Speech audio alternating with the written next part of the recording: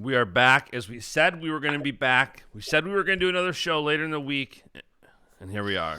We really did it. We really did it, Justin. Now, I can't promise it's going to be a good show, but what I can promise is any time you have a note to yourself in the doc that says, why? Tell me why. Answer that question. I know I'm going to be entertained.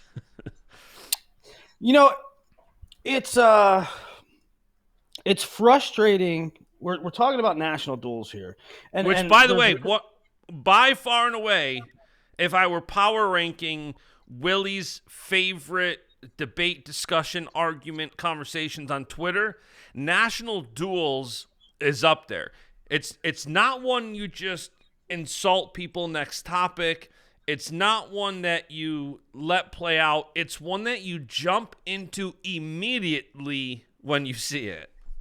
Well, it's I don't know if there's another topic that I'm so passionate about. But, in wrestling, there are certain topics, questions, debates that you get into routinely. And some you just like in one ear, out the other. I'm tired of that topic. Others come up every year or twice a year or 3 times a year. And I fight it every single time. And I get kind of in the weeds with it every single time. I'm not going to let this conversation start or happen without me and without common sense, because it's too important. It's one of the most important topics in American wrestling. And for that reason, every time it comes up, I fight it tooth and nail. And for those watching on YouTube or Rockfin, I'm going to put David Taylor's tweet on the screen. And this is what started the conversation this week. Because when you get an influential person, like David is one of the top in the sport between his athletic career and now his coaching, like David is one of the guys, especially building a brand and being vocal. So when he tweets and says something like this, it's gonna start the conversation. And what happened was, and we'll talk about this in a few minutes, but Oklahoma State absolutely mollywopped NC State. Oklahoma State was 20-point favorites. They won by 31. And so I don't know, that was Monday night. Tuesday morning, David tweets out, we should bring back national duels. Do it in November before conference competitions. And obviously the coaches across the country that are in favor of a dual national championship,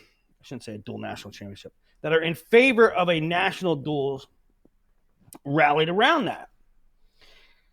My first thing was the key to that statement was November. Now, I think November is a little early. However, it is first semester.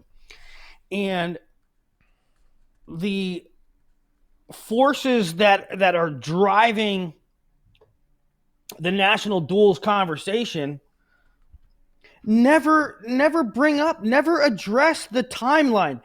Guys, listen, I don't know how I do this every year, at least once a year, this conversation. The reason national duels as we know it, national duels existed. Are we forgetting that national duels existed? Are we forgetting that? It happened for decades. And it was in January, February. And it dissolved. It dissolved because most of the top teams did not want to compete then. Why did they not want to compete then? Because it's 2 weeks out from conference tournaments, which is 2 weeks out from NCAAs. By the way, it still exists. They just had it last weekend. It's just a far cry from what it was when you're referencing it. But I know there were some people who said, didn't we just have national duels last week? So I'm just... So there's several layers there. But the point in all of it is that you have a collection of coaches begging, pleading, saying that we need national duels to happen, but they haven't figured out the most obvious issue with it, which is timing. At no point in time did anybody say we need to change the time and date of it. All they say is we need to bring it back. Duels matter. Duels are superior. Duels are this. Duels are that. Duels are more fan friendly. Yada, yada, yada. You can think whatever you want, but unless you change the date and address the issue why it dissolved in the first place, what are you doing besides running on a hamster wheel? Listen, Kale's guys, the top programs guys, there's a reason that David Taylor said November. There's a reason David Taylor said November. Okay?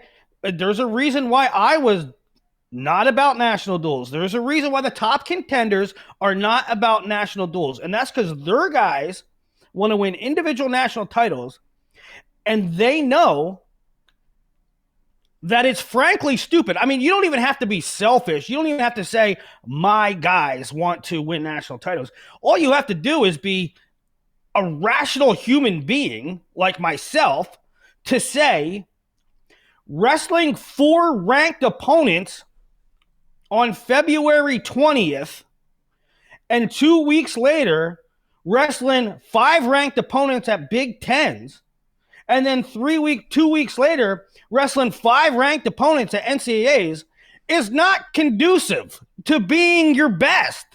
Why is this? Why is this breaking news? Why do I have to say this every freaking year?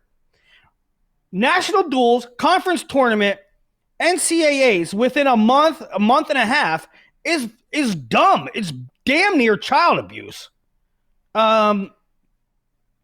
When the solution is simple. Well, I don't understand why wrestling, and I made this point 15 years ago, they are so stuck in their ways. And frankly, they are run by the coaches. Jason Bryant made that point yesterday, and that's 100% right. And whether it's any organization like high school, college, but especially college,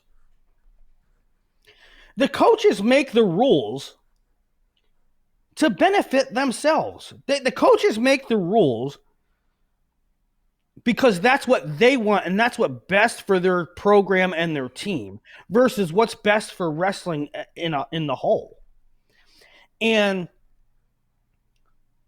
for some reason, they can't figure out the most simple solution, which is to go to a split season. You wrestle your conference duels to qualify for national duels, which ends and culminates in December. Then you start your Midland Scuffle Cliff Keen in January and your Michigan State Opens, and then you go to conference tournament. Second semester's tournament season.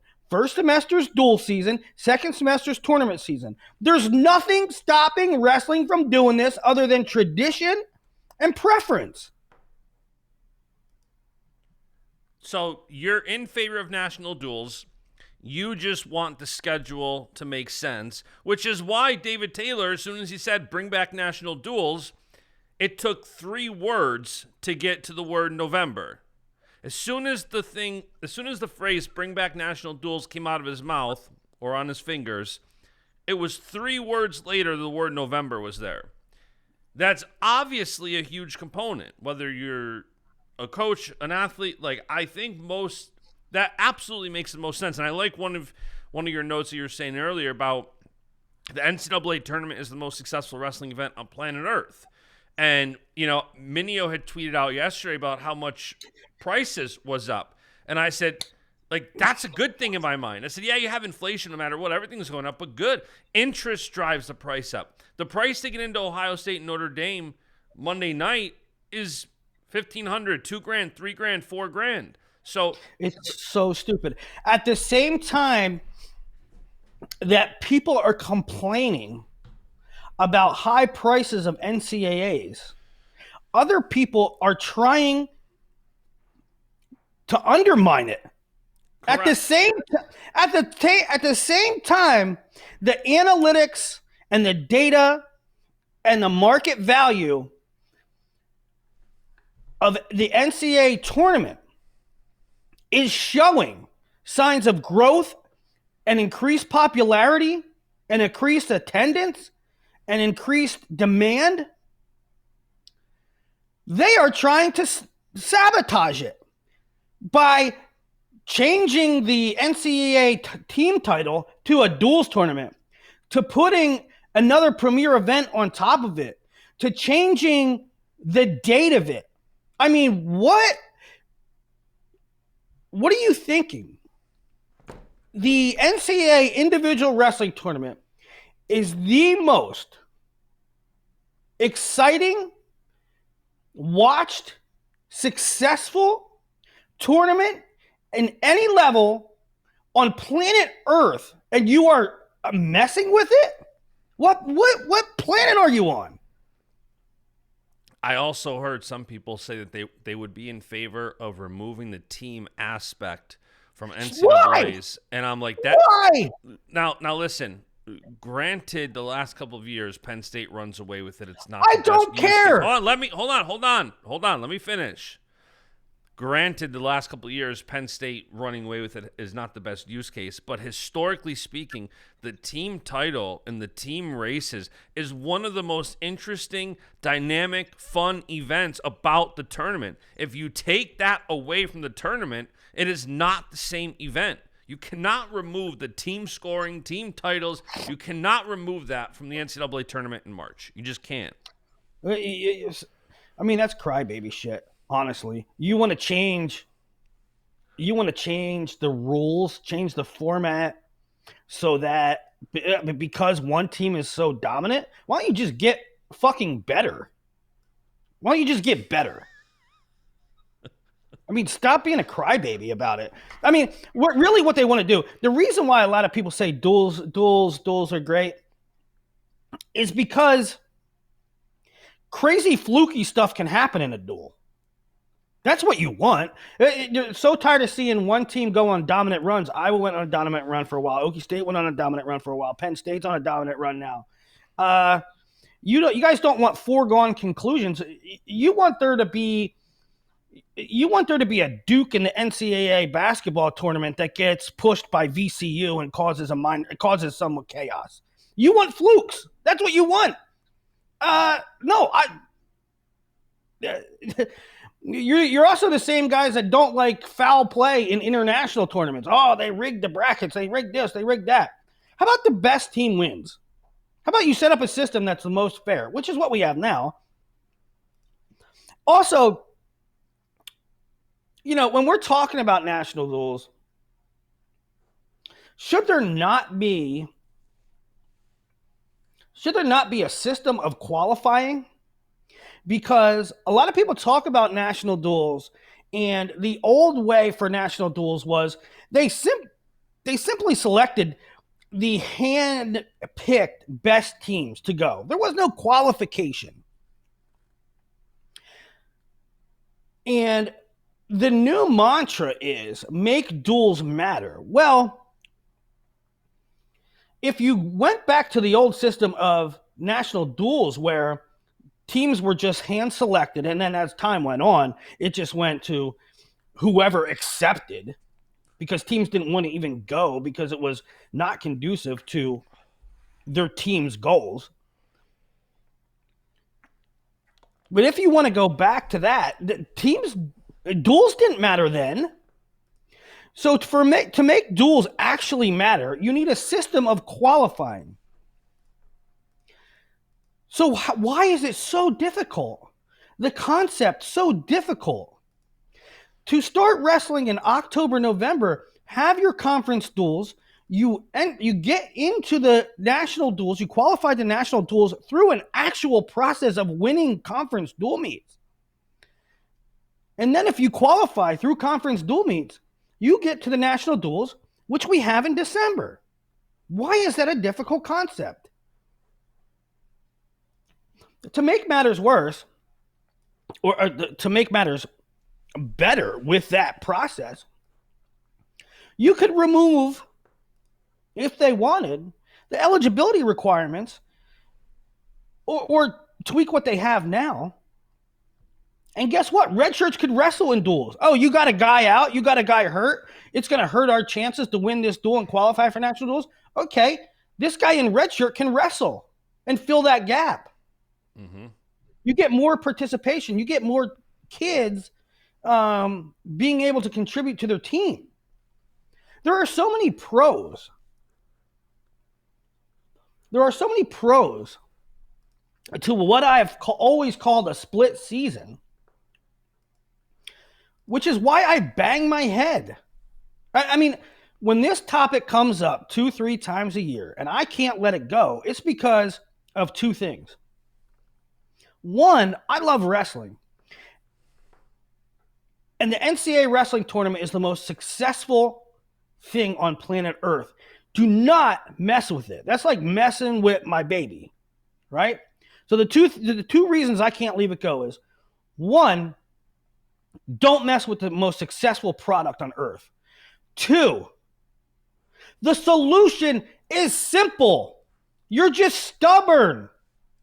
Split season, duels, first semester ending in national duels, open tournaments, second semester, then conference tournament, then NCAAs. It is simple. Why don't you do this? Why don't you do it? Is it tradition? Is it what is it? You're trying to reinvent the wheel and come up with all these, well, if this happens and this happens, and we could do this, and we can change the individual national tournament, and we can move the individual national tournament to April, and we could have national duels in March. Why are you trying to avoid the obvious when a split season makes perfect sense? Have Cliff Keen in January. Have Midlands mid-January. Have Scuffle late January. Have Michigan State open in February. Have Edinburgh open. Have Roadrunner open. And then have conference tournament. It's so easy. I did laugh yesterday because it's always funny watching you. I know you like Goodell, and it's always funny watching you go back and forth with people that you like but you disagree with their takes. But I can tell you don't want to offend too hard. So you had a good controlled response when Goodell said, "What if national duels was for the national championship?" And you said the same reason we wrestle for individual medals at the Olympics, yet the World Cup is dead. Well, and here's another thing too: is that, well, first, let me say this: I love Scott Goodell. I love him. I think he's one of the best guys in the sport. I think he's one of the best dudes around. I love the guy. That being said, thank you for the preface. Well, Scott Goodell isn't the only one that says this, but he is vocal and he is passionate about it. But what I don't understand from these coaches pushing duels, it's really interesting to me because you have these coaches that all say the same thing. You have athletes that say the same thing. I love Nick Wisdowski, but Nick Wisdowski tweeted, I just watched a 2-hour duel. I didn't have to sit through 14 hours, 2 days worth of bracketing tournaments to find out who the better team was. Oh, you did, Nick? You did? And how many people were there watching it? 7 people? I mean, you can say, what I'm getting at is people do not, and really good, smart people that have been around the sport and the highest levels are not being honest. And they're not using the data that's readily available. National duels was not well attended. Duels in generally speaking, are not well attended. You act like if we build it, they will come. That's what everybody's acting like. It was built. People didn't come. We have the data on this. People did not care. So, like, everybody cares about the Olympics. Everybody cares about Worlds. Guess what? We had the World Cup. Nobody went. Nobody went so much that nobody would bid on it. Nobody would even bid on it. Hey, we could have the World Cup. We could have the 8 best teams on planet Earth at the highest level, senior level, freestyle. You know what everybody said? Nah. So what are you talking about, this dual meet myth that everybody cares about it? It's more fan friendly. Time out. Duels are 1,000% more fan friendly than tournaments. I agree with that portion. That you have to agree with that. Going to a 2-hour duel or even turning on a duel on TV. Well, Monday night there's no football on. Well, I guess you have Vikings that didn't show up. Sam Darnold's getting up with the Steelers. You had nothing. Oklahoma State, NC State even turned out not to be a great duel per se. Great 2-hour event of watching versus a tournament for 12 to 14 hours. I do agree that a duel is more fun to watch than trying to pay attention to a duel. But I understand what you're saying from a watch. Correct. It's easier to consume a duel than it is a tournament. But I understand what you're saying as well. I'm just clarifying that from a fan standpoint, I would prefer to watch a duel over a tournament any day. It's funny. Duels are more fan friendly, and I can watch it in 2 hours and be done. Okay, you're doing national duels. Guess what? You have to watch. It's a tournament. You have to watch 8 duels. Yeah. So what are you talking about? You didn't get yet to your point. We got to move on eventually, but I want to get to your. I want to get to your fun note that I teased. You said we can't even get full lineups in January duels due to injuries. Why? Tell me why. Answer that question. Now, you think the integrity of the lineups in the national duels in February are going to be better? What drugs are you on? End quote. What drugs are you on? I mean, Frank Popolizio has a quasi-national duels for the teams that will accept to go, right? Penn State, Missouri, Cornell, Ohio State. And kids sit out. Kids sit out. Coaches hold people out. We were worried that we wouldn't see Keegan O'Toole and Levi Haynes. Last year, Cornell sat out like half their lineup, or they were hurt, or whatever you want to call it. I'm not throwing shade. But we missed them. Why do we miss them? Because we're banged up. That's December. Now, you mean to tell me 2 weeks before conference tournaments, you think they're going to roll the dice?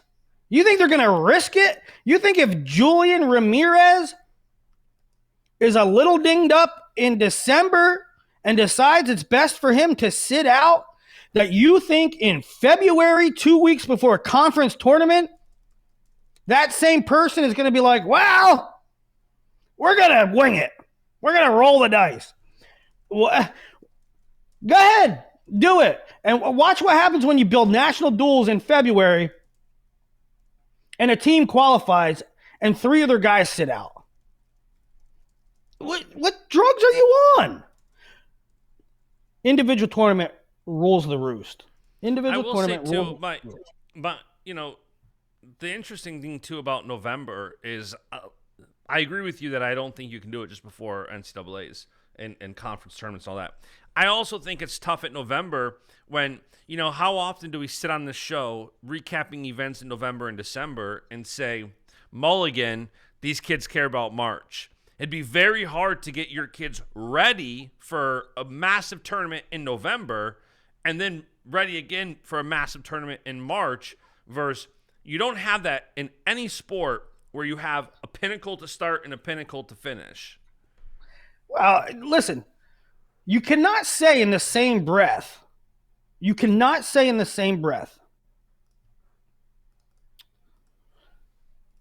you're a high-level coach, you're a high-level wrestler. Any coach worth his salt is going to say that during the course of the season, you're trying to, You're trying to what? Peak for March, right? You're trying. Every coach says it. Every coach says it. Now, you cannot say to me in the same breath, we're trying to peak for March, and yet you believe that the best path to peak is to wrestle national duels, conference tournament, and NCAAs in a 6-week period. You either have to say, I don't believe in peaking, or I believe in peaking, but I don't care. This is what we're doing. You can't say you believe in both. Right. Because that is not conducive to peaking. Yeah. And also, how do you, and I'm asking this rhetorically, but how do you prepare guys for a very, very important dual tournament like that in the beginning of the year? Are you now preparing in September for this? Like, when are you supposed to prepare? Like, again, I'm just asking more rhetorically, but it's definitely not as easy as some people are making out. Like, oh, just bring it back. Well, the frustrating part is to me it is very easy. You start wrestling in October, November. You have a bunch of duels. People know what they're getting. Okay, Northern Illinois is going to wrestle a conference duel. They're going to wrestle, Ohio. All right? And the stakes are, there's stakes involved, because if you win the MAC, you go. If you take top 2 in the MAC, you go. Lock Haven's going to wrestle Buffalo, right? I mean, if you win the duel, you're in better shape. So there's stakes. There are stakes within conference duels now. Michigan, Nebraska wrestles Penn State. What's it mean now? Nothing. It doesn't mean anything. But if Nebraska wrestles Penn State in November, there's stakes to either winning the conference tournament, or maybe whatever the system is, you take top 2 in your conference in dual meets, then you go to national duels. Right now, there's no infrastructure, there's no parameter to make the national duels. So it's really easy.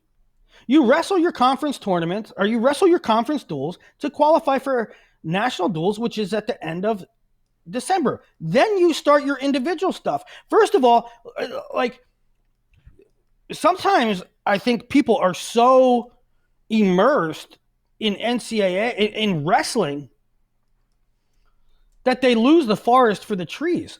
Let's be clear. Our current wrestling schedule, which has been going on since the beginning of time, is asinine. We go like this: dual Edinburgh Open, Cliff King, dual Scuffle, dual Clarion Open, dual Michigan State Open. Are we wrestling dual season? Are we wrestling individual season? Make it uniform. And for whatever reason, wrestling's like, nah, let's do chaos. Let's do chaos. Let's not make it understandable. Again, they're advocating for a national duels with no national dual standards to even qualify for it. And the bottom line is, you're never going to get the top coaches, the top programs, and dare I say, the top athletes on board with a national duels in close proximity to NCAAs. I tweeted out, I mean, here's the thing too that nobody's talking about.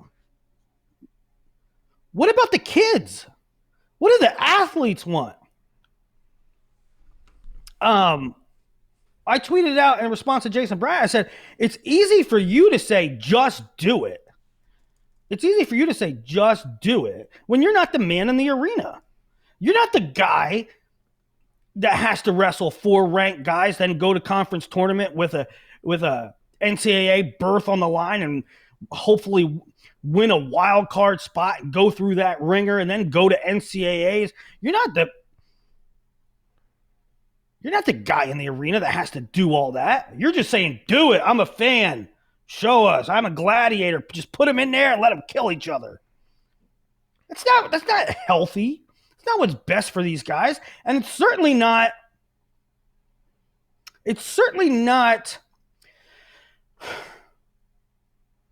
against the indication that athletes are showing.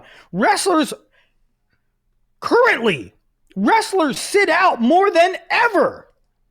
We have never had a time in history. Not wrong. We have never had a time in history of wrestling where more wrestlers are injured or sit out. We did a show on Monday that said Rocky Elam's out for the year, Dylan Ragason's out for the year, this guy's out for the year. We're wrestling a duel this weekend, and who's going to wrestle and who's not going to wrestle. There's never been a time where more kids were injured, where more kids were load managing, and you think that now is the right time to put them through the ringer in a 6-week period in March? Where is your brain? Are you paying attention? Split season, dual season, individual season. It's easy peasy. It's like I'm watching a bunch of kindergartners trying to figure it out when the answer's on the chalkboard. It's staring you right in the face.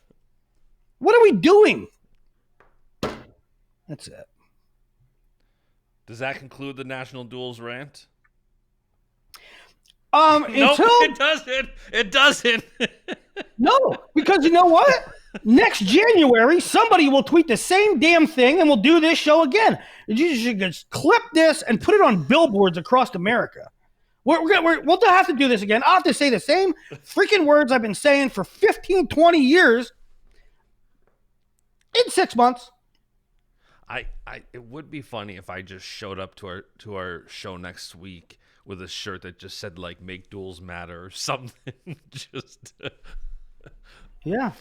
Oh man, I'm clearly not as strongly opinionated as you are, so I appreciate your insight. I'm sure many listening also appreciate it, and I'm sure many listening also have their own opinion. So comment, tweet us, send it in.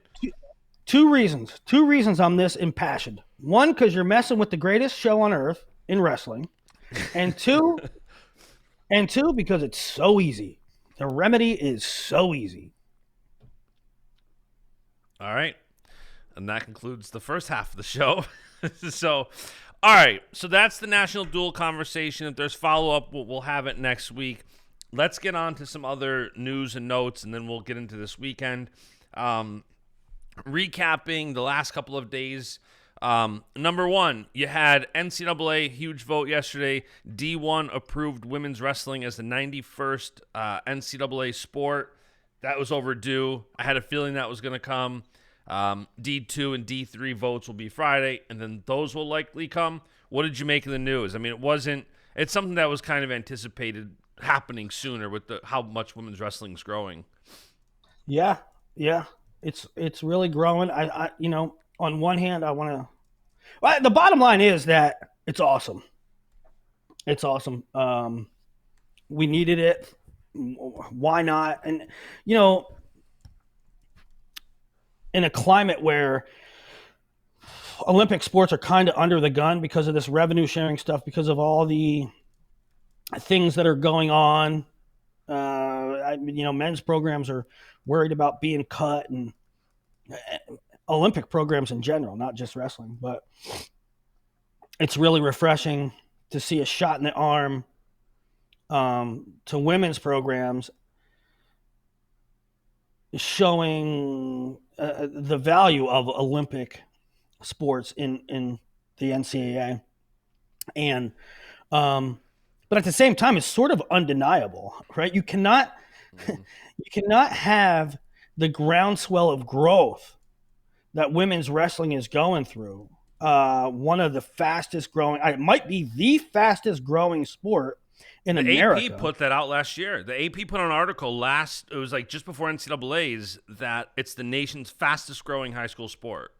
Right. You can't have the nation's fastest growing high school sport and then the NCAA says, nah, we're not going to do it. So on the one hand, credit the NCAA and the people that vote to making the right decision. On the other hand, denying it would have been insanity. Yeah. So that's really great. It's really great, and I've always said, there are trailblazers in women's wrestling, and a lot of them came from Campbellsville and Simon Fraser and Life College, well, now Life University, and these smaller colleges, right? And their efforts should never be lost in history. Mm-hmm. They laid the groundwork. It's really funny and maybe a little sad that these smaller schools, the Iowas, the Penn States, the Lehighs, they didn't give girls wrestling a shot.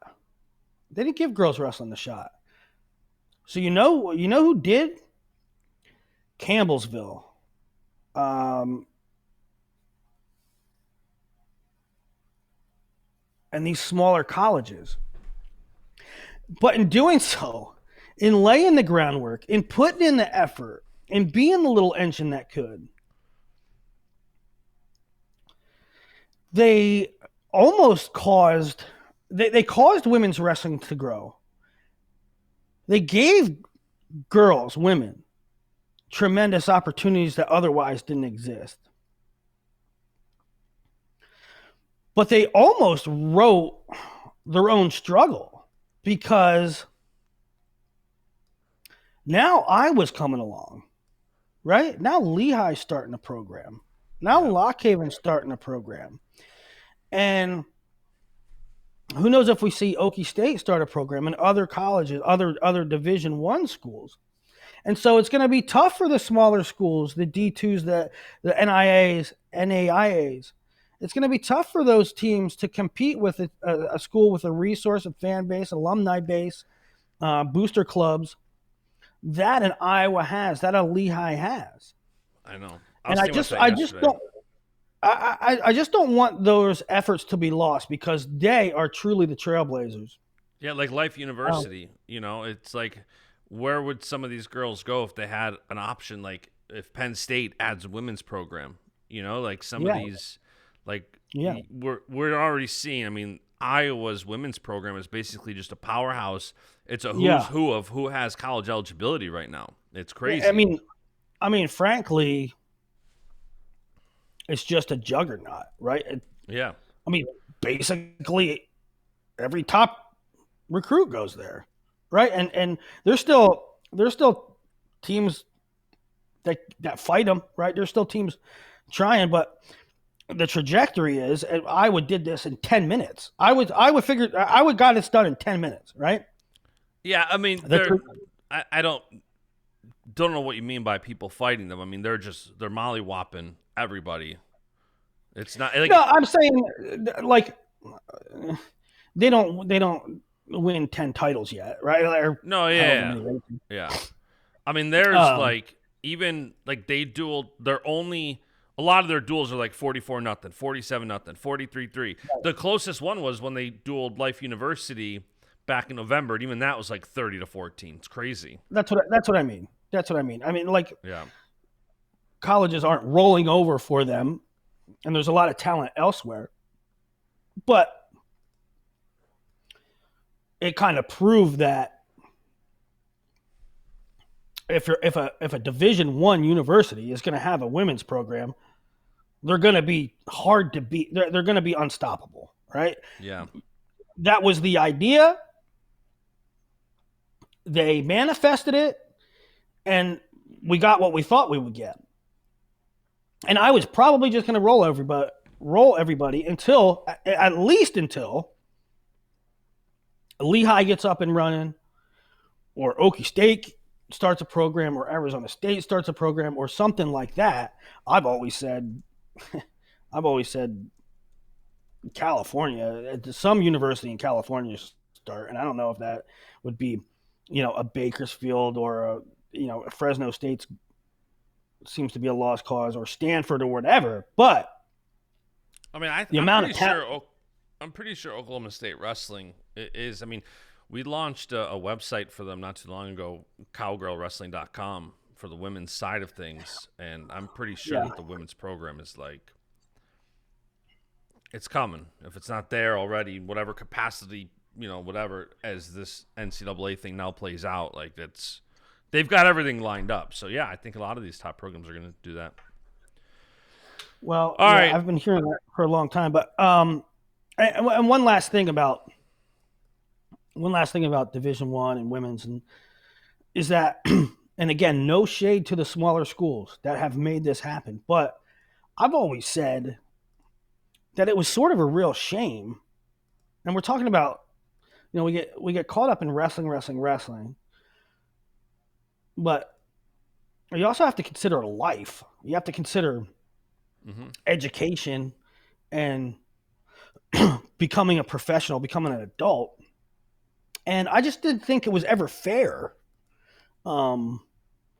that the boys, they could go to Lehigh, they could go to Harvard, they could go to an Iowa, they can go to Michigan, excellent academic schools. Yeah. But the girls had to pick, do I want to wrestle or do I want to go to Columbia? Do I want to go Ivy League? Do I want to go, do I want to wrestle for North Central or do I want to go to Princeton? They didn't have that option. They had to take a lower level college degree or wrestle.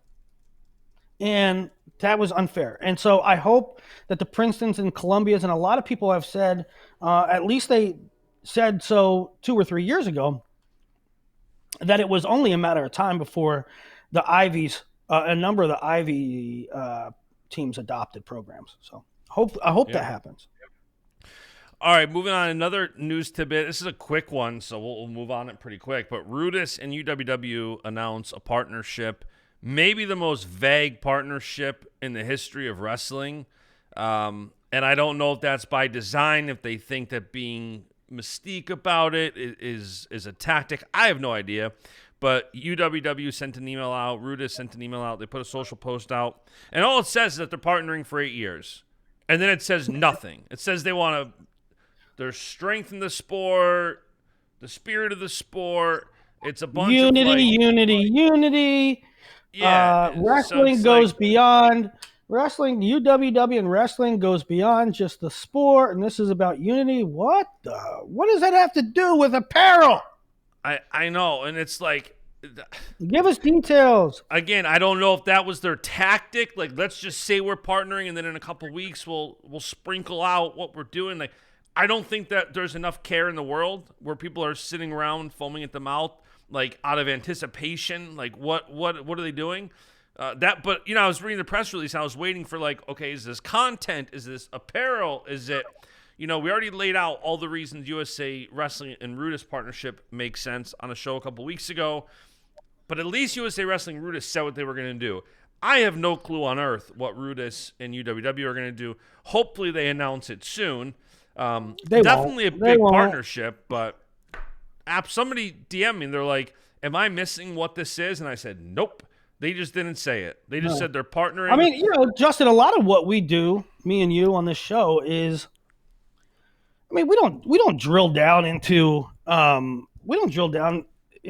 technique. We don't drill down into the nuances of weight cutting, and what we do a lot of is talking about infrastructure, health of the program, health of the sport, marketing outside of wrestling, right? Outside of on the mat stuff. And to us, this is interesting, wrestling business, but we didn't get any details. So how do you assess it? And even like Bashada texted us after the Rudis USA Wrestling partnership, and it was like, I love that you guys like talked about that. Like, that was the best part of the show. And I think a lot of people who are into business and who are into that side of things appreciate it because nobody else really talks about it unless they have a vested interest. But it's like with this, there's nothing to talk about because we don't know any details. Yeah. I mean, you can talk about Levi and Keegan in overtime in that scramble and all the things that went on there and how awesome it was. You can talk about that until you're blue in the face. It doesn't make the sport grow. You know what makes a sport grow? Talking about the viability of national duels, talking about making the sport a better product, talking about changing things in the sport, talking about business deals and NIL and marketing, right? That changes the landscape. And what this particular one, there's not much to talk about because we don't know any details. Yeah. What was announced this week, where there was some detail, we alluded to it on our show on Monday, was that FloWrestling is doing a supercard, an exhibition, whatever you want to call it. What are they doing, Justin? What are they doing? Supermatch card. Supermatch. Who's on it? Spencer Lee and Ono. Yeah. Aaron Brooks and Zahid Valencia. Oh. Are you going somewhere with this, or do you want me to keep naming matches? Yeah. Right. Who else? David Carr versus Takatani. Awesome. Those are the first three matches. Do you not like that they didn't release a whole card? No, I'm trying to figure that if UNI and South Dakota State and duels are greater, duels are the best thing ever, why didn't Flo just do a duel? Oh, maybe it's because people want to watch stars more. Oh, okay. I get it now. Now I'm getting it. We're not going to rehash the national duels discussion. We already had that. All right. Okay. So FloWrestling announced they're having an event February 26th in Iowa City, and those are the first three matches that they announced. They're going to be announcing more. But I definitely think it's cool. My one initial kind of question mark was why they're having it on the day of the second ranking series. But it sounds like people were just not planning on going to that one. The first ranking series is like February 6th or 7th in Croatia. And it just sounds like our A's, our ones weren't going to fly home from Croatia and turn around and go to Albania for the second ranking series. Yeah, I'm okay with it being on the same day. I will watch both.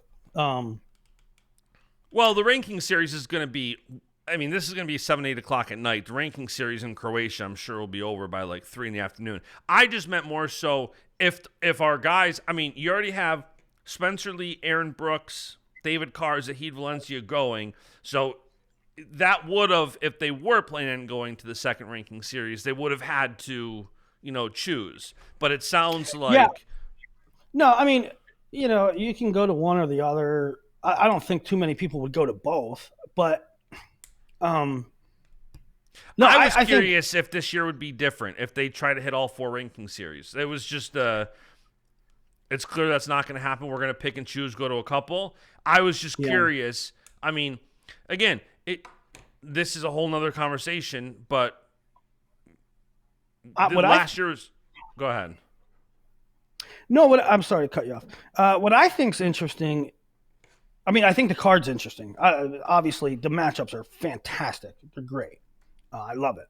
But what I'm sort of...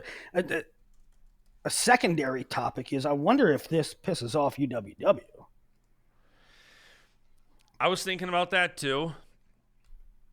Because it does. Now, forget just the American stars that are going to this.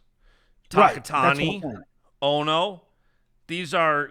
Takatani was Olympic silver last year, who beat Dake 20-12 in the semis. Ono was a 61-kilo world champ. Those are guys. And I don't know who else is going to be on this card. I also don't know if they... I'm assuming Flo's response is these are guys who weren't going to go to the ranking series anyways, but even if they were...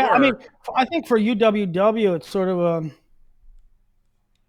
50-50 thing in that an American company in America is putting on an awesome card, an awesome event to highlight their product, really, right? To highlight senior freestyle. And so UWW has to be happy with that. On the other hand, it's like, are you pulling some of the talent and some of the pop away from the ranking series? I'm not trying to start trouble. I'm saying I wonder what they think about it. Yeah. No, that was part of my initial. I was like, I love that we're seeing an RTC card type event. I love that. I'm like, my only question was, it was a weird. Well, date. I think the real kudos is to, frankly, I don't want to see Kyle Snyder versus Machiavello.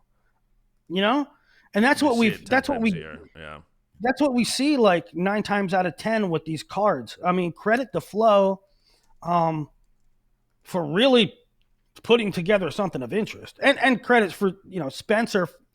I'm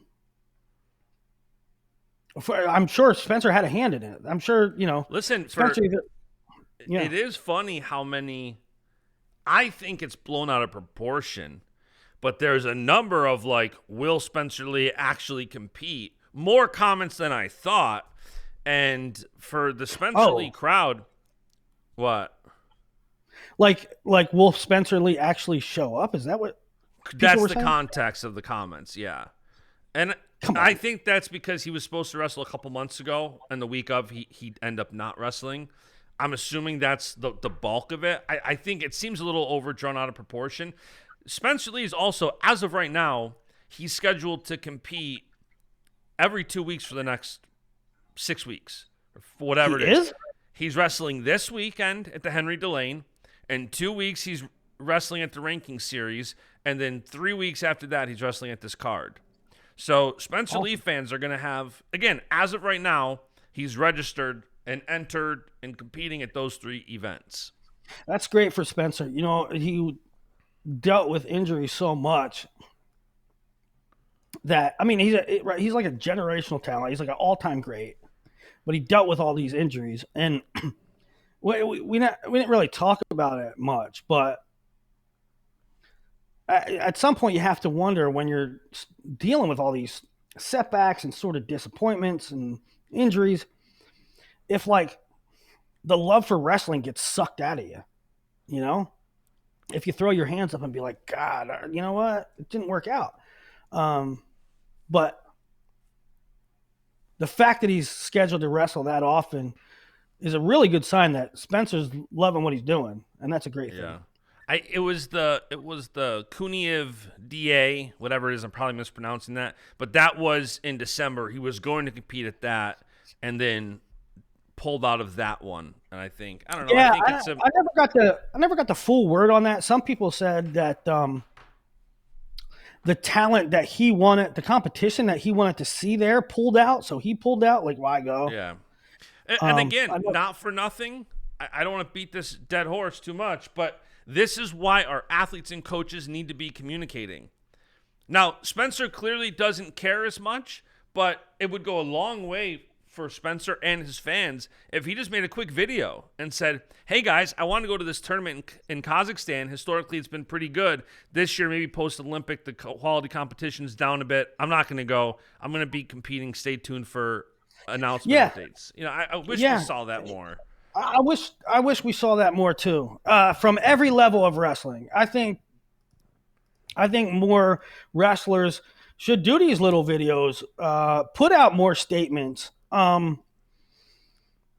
mean, it's a marketing thing too. It's not just an informative thing, but you're gonna endear yourself to more people, the more transparent, the more out there you are, right? Yeah, absolutely. And you can see sort of the responses to Kevin Dresser saying this guy's out. Kevin Dresser saying this guy's moving away. Brian Smith saying this guy's out ahead of time. When you get ahead of it, people are very, very respectful, very appreciative of that.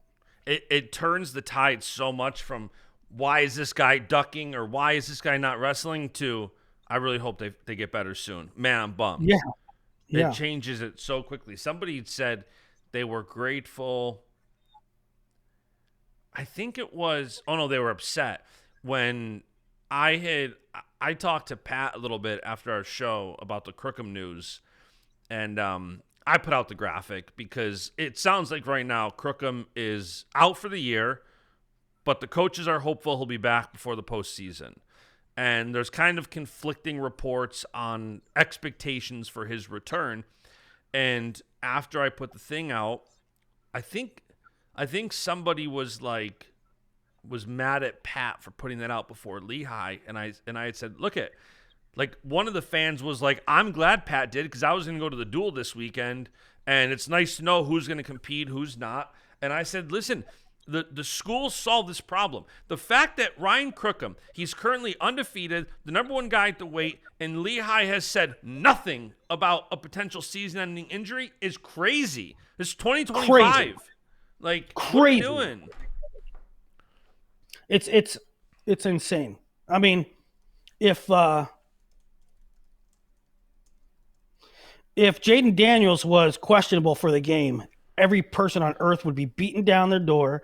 It wouldn't even be a thing because Washington would have put it out, right? Mm-hmm. Not in wrestling. And maybe I shouldn't even use Washington. Maybe I should use Will Howard for Ohio State if he was questionable. Quentin Junkins. If he was suspect to play or there was injury rumors. I mean, there would be an announcement. Not in wrestling. They just, let's keep it hush. Yeah. So, I will. And by the way, high-level wrestlers, if you don't understand what we're talking about, reach out to me. If you just need a conversation with me, with Willie, with whoever, to kind of understand this a little bit better, we're more than happy to help. This is not a poo-pooing on athletes type thing. It's something that, especially in the NIL era where college sports are more like professional sports, you need to be a professional. When you are a professional, you market yourself. It's not a poo-poo thing. It's an evolution thing, right? Yeah. The world's different now. You market yourself well. There's social media. Everybody's on social media, so it's just different now. Yeah. All right, next. And it goes back to, let me say something too. It goes back to Penn State wrestle-offs too, not just injuries. Penn State wrestle-offs, Pat put stuff out about Penn State wrestle-offs, and a lot of people poo-pooed that, and even he heard from Penn State people like, Pat, please don't put that out, and it might not be 100% accurate. We talked about that one. I don't care about wrestle-offs as much as a definitive injury. I appreciate teams that don't shoot the messenger. No, but if you have a quarterback and you have three quarterbacks and they're not releasing who's going to be their starter because they're still trying to figure it out, I understand that a bit more than I do injuries. Injuries, I believe, should warrant more transparency. Figuring out your lineup, I at least understand, regardless of what school it is. I understand you're working through the lineup like that. I don't care as much about, but I agree that there's should be more transparency, more communication.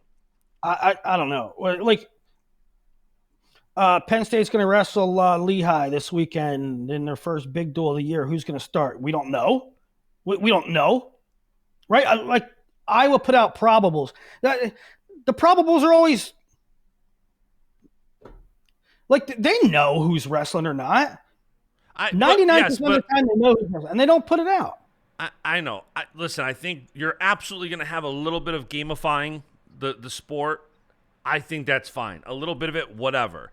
I think the ignoring what's happening like an injury is what really ticks me off. I understand if you're going to keep a lineup change hush-hush. I understand if Iowa thinks they have an edge by saying, hey, we might send out Gabe or Angela. I understand that. We're not saying tell us everything, but at least the stuff you can share, just share it. Speaking of sharing, we have another Ferrari spread out hundreds of miles apart. Anthony Ferrari, who I have not followed in I don't follow recruiting news that much where people are going. I did think this one is interesting, not only because he has a massive audience with 140,000 followers, but because, Anthony Ferrari was once committed to Oklahoma and then Iowa, and now he committed and he enrolled, and I guess he's competing this semester at LIU, Long Island University. What'd you make of that?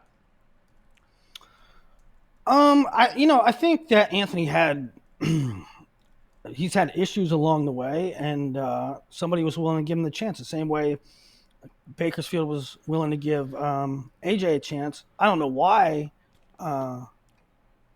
Anthony didn't go Bakersfield as well, but it should be interesting. Anthony's the real wild card. He has a lot of talent. He's super tough, but he needs to keep his nose clean, and we'll see. He's getting a second, third shot. So, see what happens. Yeah. All right, let's talk some wrestling results and news, or previews, really. The only result really to talk about is Oklahoma State absolutely mollywopped North Carolina State. I need to find a different word. I'm using mollywopped a bit too much. And Shellack's a good word. I wasn't going to use it. You used it in the notes. I believe my tweet was 34-3. Oklahoma State gave NC State a beating. That was the... Beat them up a little bit? Yeah. They beat him up. And, it's funny. I had said on the show, from a betting standpoint, if you think Vince Robinson can get the W, take North Carolina in the points. It didn't matter because that was the only match NC State ended up winning. Yeah. And we always talk about 25 because it's so volatile. But another point where, there's a point in time in the season where people were like, Troy Spratley, NCAA finalist, and he very well could be because the margins are slim. But, Spratley could be a finalist. He could lose in the blood round. And it's clear that Vince Robinson is now a true player at that weight. Yeah, Vince Robinson, I did a deep dive. I was looking at 125 and looking at everything, and you ended up, because I was comparing – I thought it was interesting that I compared – so I compare rankings sometimes when they're subjective, like I'm curious. Like I had saw an intermat that Earl took out younger Bastida from the rankings, so I went and looked at Flo's, and you then alluded that to me sitting down to pee. I just thought it was. But I did think it was interesting. 125. It's an easy way to dig at UN Flow at the same time, which doesn't come up too often. Intermat and Flo have the same exact top 11 at 125, which it doesn't happen. Normally there's a bit more opinion. Yeah. There's, especially at that weight, right? I mean, that really is interesting. What are the odds that the one weight that has an identical top 11 is the weight that's the craziest weight? And one of the reasons I was comparing 125 was Vince Robinson looks absolutely incredible, and he doesn't have an actual loss yet this year. He medical forfeited out of the Cliff Keen, and he only has 4 matches coming up the rest of the year. They have Stanford on the schedule, but Stanford doesn't have a 25-pounder with Provo out. So Vince Robinson is very likely going to go into the postseason undefeated, and it's very interesting when you look at 125, and I put out a graphic that Luke Lillidahl, we'll talk about Penn State, Nebraska in a minute, but, these guys and their ability to maintain rankings at 125 is going to be interesting. Vince Robinson, what is he up to, like 3 now, I think, on Intermat's rankings? Like he's... Let me see. I don't know. Yeah, he's 3. You got Matt Ramos, a clear 1, 18-0. You got Richie Figs, who's 3-1 on the year, and I think that one loss is an injury. And then Vince Robinson, 14-0. So, yeah, I might even put. I get Richie's the returning national champ. I might even put Vince Robinson too. And guess what? Yeah, I think that Vince Robinson's going to beat I'm trying to think. Help me out here because I'm trying to look stuff up and the page won't load. ACC. Yep. You got Vantreska. Yep. Spencer Moore, who just beat Vantreska. Yep. Who else is a threat to Vince Robinson? Nobody. The next top ranked guy is Nick Babin at Pittsburgh. I don't think he's Yeah. a threat. I think Vince Robinson's gonna win out heading into NCAAs. Yeah, that's what I'm getting at. Can he be undefeated going into NCAAs?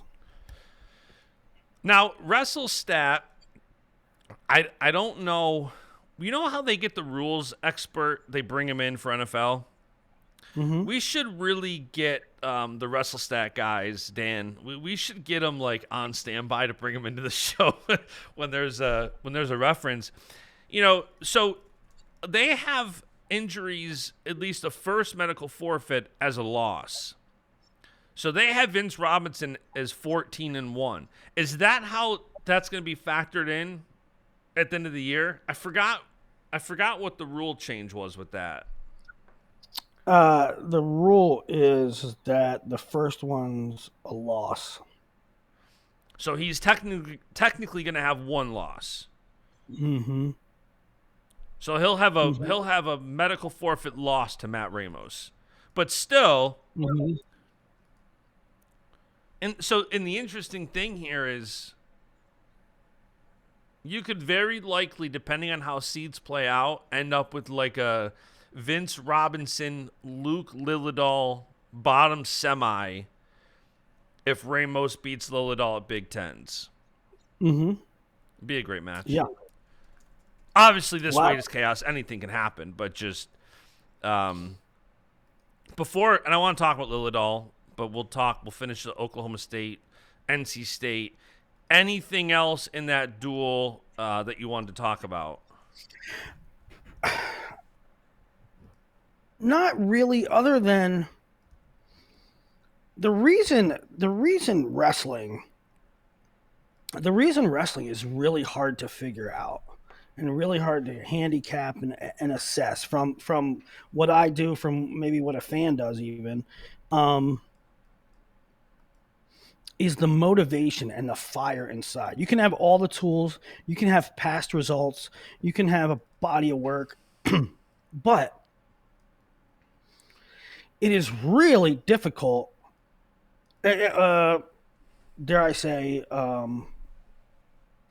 impossible to know how motivated you are and how strong the fire burns inside.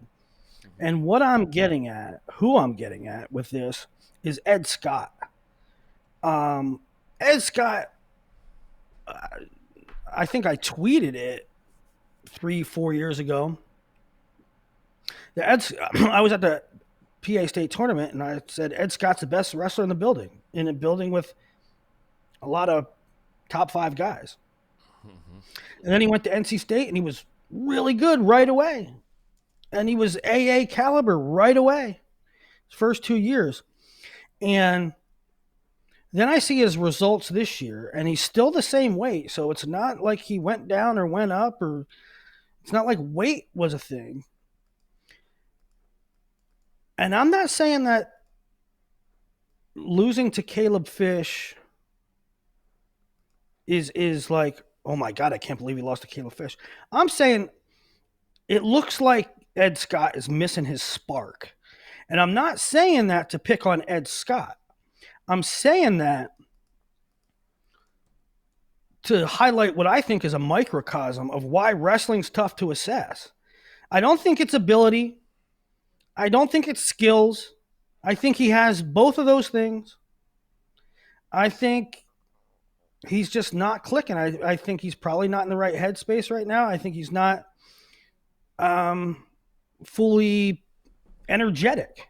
And that's a thing that, I mean, Ed Scott's not this bad as he is this season, right? He's just not himself. And that's one thing that makes wrestling really tough. Yeah. I mean, he lost. He's on pace to have about the same years as the last couple, but I mean, he was 23-7 last year, lost in the round of 12, did an AA. He was 24-9 the year before and ended up 5th at NCAAs. I still think no matter what happens, he's going to be a threat at NCAAs because of how talented he is. But like you said, I mean, it's definitely. I just don't think we've seen this year anything close to the best version of Ed Scott. Yeah. And No, I don't that's think fair. I don't think it has anything to do with skills or ability. I think it has to do with how motivated you are and how fired up you are. Wrestling's really tough. And I think this is part of Kale's genius. Wrestling's really tough, and it's really tough to stay motivated and hungry and happy for 4 or 5 years. Yeah. And all those times, and everybody, it's almost become a meme with Kale. Like, have fun, have fun, have fun. Everybody makes fun of Kale Sanderson saying, let's have fun. I think that's a reason why. Mm-hmm. Yeah. All right, what do you say we take a look at Penn State, Nebraska coming up tomorrow night? All right. It could get ugly for the Huskers. They have a real shot in the first 5 weights, and then the back half, Penn State's really favored in most. Caleb Smith, Luke Lillidahl. It's Luke's kind of first test. Caleb Smith, returning All-American, has been a little up and down, coming off one of his better performances this season. Has struggled with weight a little bit. Probably good for him that it's in Lincoln, and also, starting weight might help him. He wrestled 7th. He was a 7th bout in the duel against Minnesota, which might have helped him a little bit. But I think we learned something there either way. If Caleb Smith beats Luke Lillidahl, then okay, Caleb Smith is back to his normal self. If Luke Lillidahl wins, then it'll be Luke's first win over an NCAA and over an All-American, and confirmation that Luke Lillidahl is on the trajectory we thought he was. Van D and Braden Davis. And by the way, one more note about Lillidahl is that, I put out the graphic that this is Lillidahl's both biggest tests. These next 2 weekends are the only top 10 guys he's likely going to face all year. He's got James Smith this week, and then Dean Peterson, who's 10 next week. He does have Brandon McCrowan of Ohio State. Where is the Rutgers duel? In Jersey. So Lillidahl's going to have both of these tests on the road. First in Lincoln and then in Piscataway. What's it called? Piscataway. Okay. It's in Piscataway. In Piscataway. Van D. Davis. You know what's interesting about Van D is actually Snyder pointed it out to me. And it sounds stupid because I don't know, but he's better at home. Right? He beat Dylan Ragusin last year at home. He just beat Tyler Wells. And I think Davis is sort of a guy that always keeps things within the margins. I like Braden. Braden doesn't blow people out, right? So I think it's another one that Nebraska could win. Now, Penn State could very well shut this whole thing out. Penn State could shut Nebraska out. But the first 5, Nebraska has a fighting chance, and I think Van D. Davis is one of those. Who are you picking in the first 2? You going Lillidahl Davis, I assume? Yeah. I don't know how you don't pick Penn State on paper at every weight. The only weight that Nebraska is favored in the rankings would be, I believe, 25. It's Caleb Smith. And so it's like, if you want to say 125 is a homer pick because I'm taking Luke Lillidahl over inconsistent Caleb Smith, so be it. But I do think, like, we were talking about this when I brought this up in the group chat. It's very likely Nebraska's going to get one at home somewhere. Is it Antrell Taylor? Is it Rich Lovett? Is it Brock Hardy? Is it Jacob Van D? Like, number one, if they get one at home, it's definitely going to be in the early side of the duel. I don't think it's going to be in the back half. So I think Penn State, if I'm picking this duel, I'm picking Penn State at every weight. Would I be surprised if there's an upset between 25 and 57? No, I think it's... I would say the same thing. The what you pick individually is probably Penn State 10-0. But if you ask what's the final score, you probably say something to 3. Like Nebraska gets one somewhere, right? Correct. Like if Brock Hardy got a last second takedown or beat Bo Bartlett in overtime, would I be stunned? No. If Ridge Lovett, I'd actually one on a riding time point, right? I think Shane Van Ness is going to do really good. But Penn State should win every weight, but I think Nebraska might squeak one out somewhere. Yeah, I mean, to me, that's the. But they're going to be great matches. Like you have, that's what. Yeah, you have number 2 Bo Bartlett versus number 4 Brock Hardy. Like that's a great match. Yeah, Penn State favored probably at every weight, but you want to see how they do it, right? Yep. Especially in the first 5. Even Antrell, Ridge and Shane Van Ness. That could be a NCAA final. That could be a Big Ten final. Correct. Right now, you got Shane is a 2 ranked 2nd, and Ridge Lovett is ranked 4th. So, I mean, if Shane Van Ness came out the bottom side and Ridge Lovett came out on the top side, would you be surprised? I wouldn't. Yeah, I mean, you'd have to think. In the first 5, there could be several Big Ten finals matches. Yeah, definitely. Obviously you have 25 Mendez in there. 25, I think Ramos is in the Big Ten finals. 33 is very possible. Drake. But 41 definitely could be a Big Ten final. 49 definitely could be a Big Ten final. 57 could, especially if no Ja'Cory Teamer. Yeah, if there's no Ja'Cory. Kasich and Antrell Taylor are the 2 highest guys in the Big Ten, not named Ja'Cory Teamer. Yeah, but overall point stands. I mean, there's a lot of top 3, top 4 Big Ten guys. Great, should be a great duel. Mesenbrink, you think, beats up Bubba, or if it's Minto, Levi and Pinto. You obviously take Levi.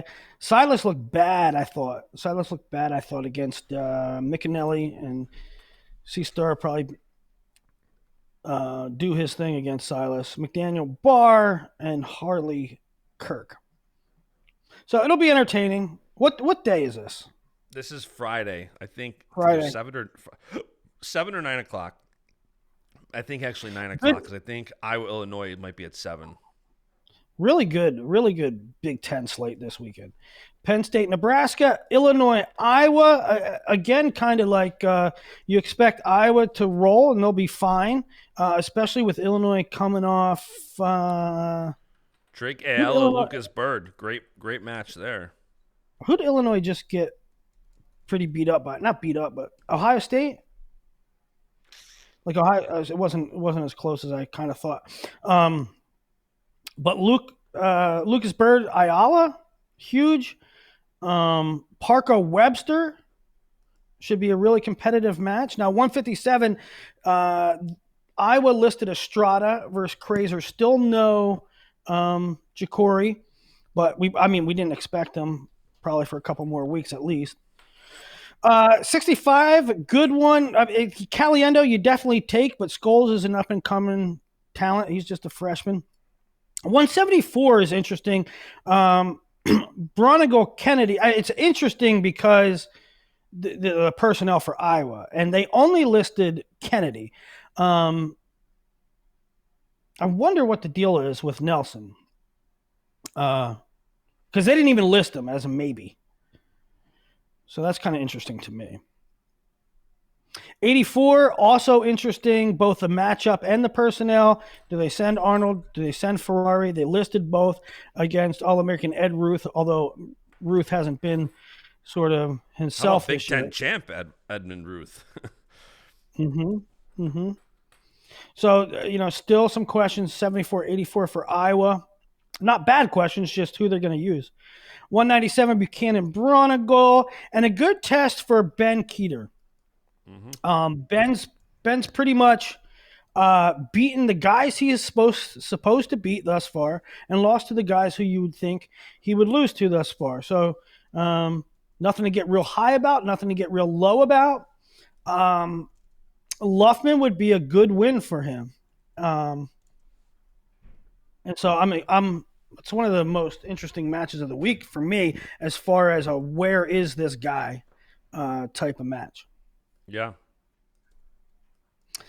And then we also got Michigan, Minnesota. Tanafu Flynn at 25. Wells. This should be a really good duel. Because you like Minnesota at 25, you like Minnesota at 33. Lemley versus Von Bauer is a great one at 41.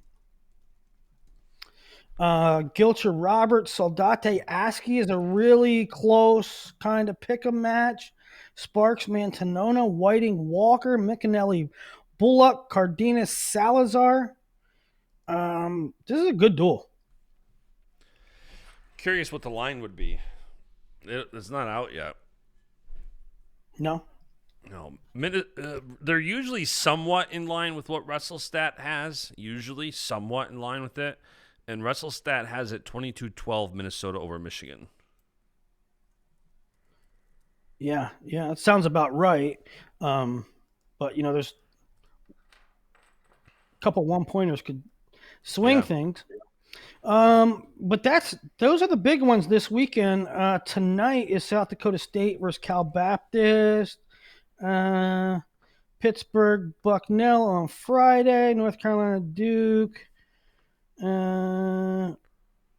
Indiana Purdue. NC State Virginia. Lehigh Navy. West Virginia Oklahoma. Northern Iowa Arizona State. That's also Friday. Saturday, not much going on. A bunch of EIWA stuff. South Dakota State Air Force. Sunday, Iowa State Cyclone Open. Purdue, Ohio State. Tech, App State. West Virginia, Oklahoma State. Wyoming, Oregon State. Arizona State, Stanford. And then also on Sunday... Arizona State, two good ones. UNI and Stanford this weekend. And then 6:30 Sunday, it looks like Bills, Baltimore. Yeah, who you have on that one? This is the first time. Depends if they bump Josh Allen. This is the first time in a while that the Bills are a home underdog, and I'm here for it.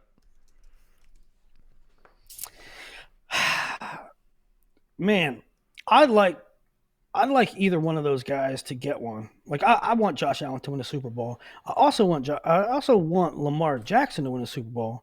The problem is there's also right now I loathe and despise Lamar Jackson, but you will not see a faster turnaround in sports rooting than if we lose to Baltimore, rooting for Lamar and the Ravens to smash the Chiefs. It just best case scenario for the Super Bowl for this show is Bills Redskins.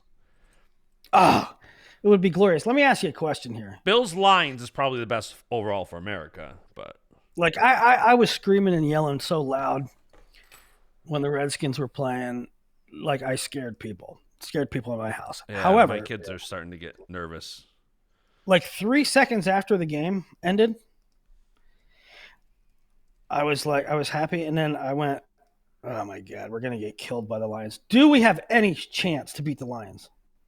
No, I don't think so. It was fun while it lasted. I think it's Bills Lions are my picks for the Super Bowl, and then I think it's going to be, if we can get Bills Lions in the Super Bowl, I think it's going to be an incredible shootout, and the team with the ball last wins. Yeah. That's. I mean, my only hope is that Jaden Daniels is just so good late. I don't see the Redskins being able to keep up the scoring with Detroit.